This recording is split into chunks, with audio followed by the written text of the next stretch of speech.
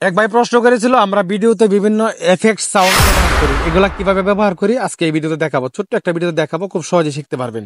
ধরো যে আপনার ভিডিওতে আমি যে এই মাত্র যে আপনার সাউন্ডটা ইউজ করলাম, এই সাউন্ডটা কিভাবে ইউজ করবেন। সাউন্ডটা ইউজ করার জন্য আমরা ক্যাপকাটটা ব্যবহার করে থাকি। আমি এখান প্রবেশ করার পরে একটা ভিডিও নেবে, জাস্ট নিউ প্রজেক্টে ক্লিক করব।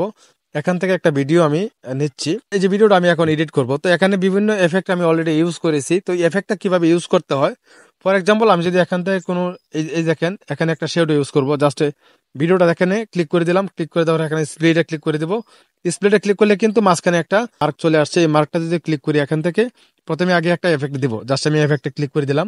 পারি না আমাদের যখন দেখেন আমি এফেক্টটা ইউজ করে দিলাম। এফেক্টটা ইউজ করে দেওয়ার পরে এখন কি করতে হবে, এখানে যেহেতু একটা এফেক্ট ইউজ করছি যেখানে, এখন আমাকে একটা সাউন্ড ইউজ করতে হবে। এখানে দেখতে পাচ্ছেন অডিও অপশন, অডিওতে ক্লিক করবো। তারপর এখানে দেখতে পাচ্ছেন সাউন্ড এফেক্টস, জাস্ট এখানে ক্লিক করবো। মানে সাউন্ড এফেক্ট গুলা কিভাবে ব্যবহার করেন এটা দেখাচ্ছি।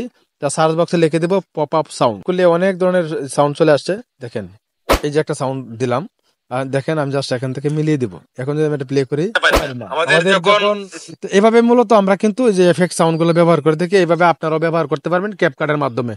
যে কোনো এফেক্ট সাউন্ড জাস্ট এখানে লিখে সার্চ করবেন। যেমন এখানে আমি যদি ক্যামেরা ক্লিক লিখে সার্চ করি, তাহলে কিন্তু আমি অন্য সাউন্ড পেয়ে যাবো। দেখেন, তো আশা করি বুঝতে পারছেন। এইভাবে কিন্তু আমরা এই এফেক্ট সাউন্ড গুলা এই ভিডিও থেকে মানে ক্যাপকাট থেকে ব্যবহার করে থাকি।